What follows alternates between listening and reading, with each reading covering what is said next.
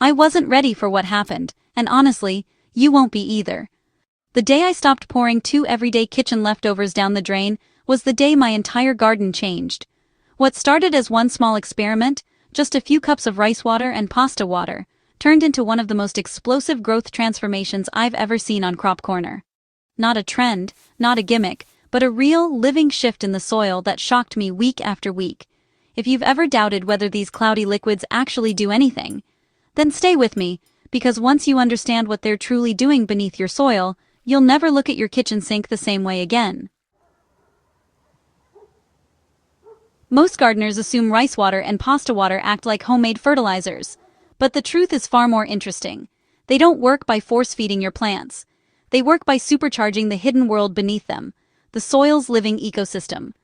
Down where our eyes don't reach, microbes labor non-stop, breaking down organic matter, balancing moisture, unlocking minerals, and forming partnerships with roots. Rice water and pasta water both support that underground network, but each one does it in a completely different way, which is why their effects show up at different stages of plant growth. Pasta water looks simple, but the moment boiling water pulls starches and trace minerals from the pasta, something valuable forms. Magnesium, calcium, iron, phosphorus, tiny in quantity but powerful in effect, create a gentle solution that acts like a carbohydrate-rich drink for beneficial microbes. The key is dilution. I used a consistent formula every single time to avoid buildup or heaviness. 1 cup of cooled, unsalted pasta water mixed with 2 cups of clean water gave me a total of 3 cups of a perfectly mild, soil-friendly blend. This softness is exactly what makes pasta water such a strong long-term soil conditioner. Within 2 weeks, something subtle but undeniable was happening. The soil stayed fluffy longer instead of compacting. Moisture held evenly, not in soggy patches. Plants that normally took their time suddenly pushed new leaves faster, deeper green, and surprisingly sturdy.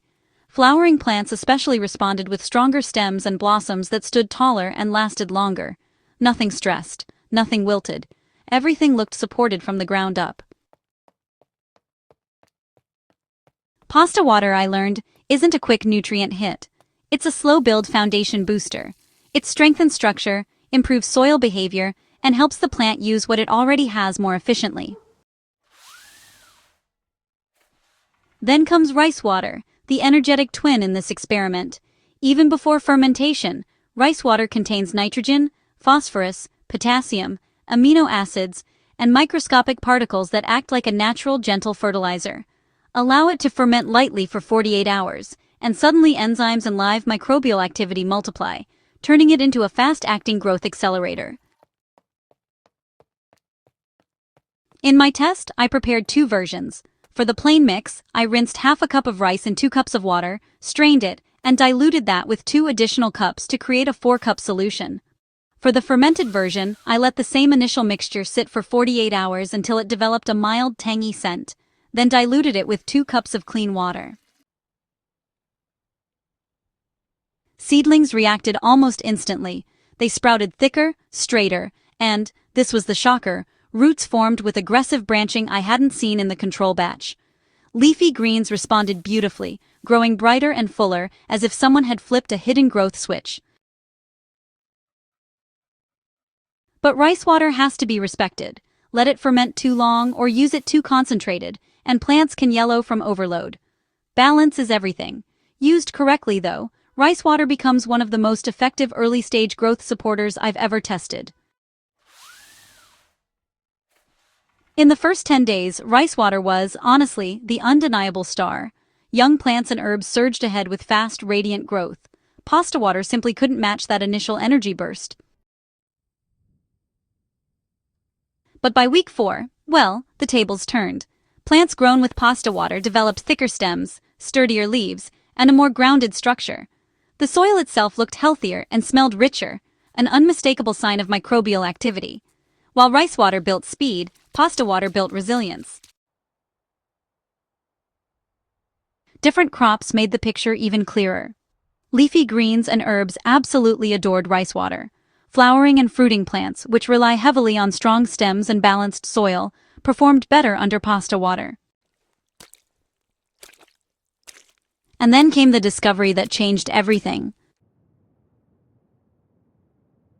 The real secret wasn't choosing one, it was using both. Pasta water shines when used once a week. It strengthens soil structure, supports microbial activity, and creates the long-term foundation every plant depends on. So, rice water performs best when you use it no more than twice a week, and always make sure it's diluted. It really floods those early growth stages with nutrients, encourages rapid root development, and energizes those new leaves. When I began alternating them, 1 week focusing on soil vitality, the next supporting nutrient absorption, the results were dramatic. Plants grew with both speed and strength. Roots stayed active and exploratory. Soil stayed balanced. The entire garden felt more alive. Add compost or organic matter on top of this rotation, and the effect multiplies. These liquids don't replace proper feeding, they amplify it. They help every ingredient in your soil operate at its best. What began as a casual, "why not?" experiment has become one of the most consistent and impressive growth boosters I've ever tested here on Crop Corner. The improvements were not small, they were overwhelming. So before you pour out that pasta water or rice water, remember that your garden may be quietly waiting for it. If you found this guide helpful and want more research-backed, experience-tested gardening breakthroughs, make sure you subscribe to Crop Corner and share this video with another gardener. Your kitchen holds more plant power than you realize, and we're just getting started.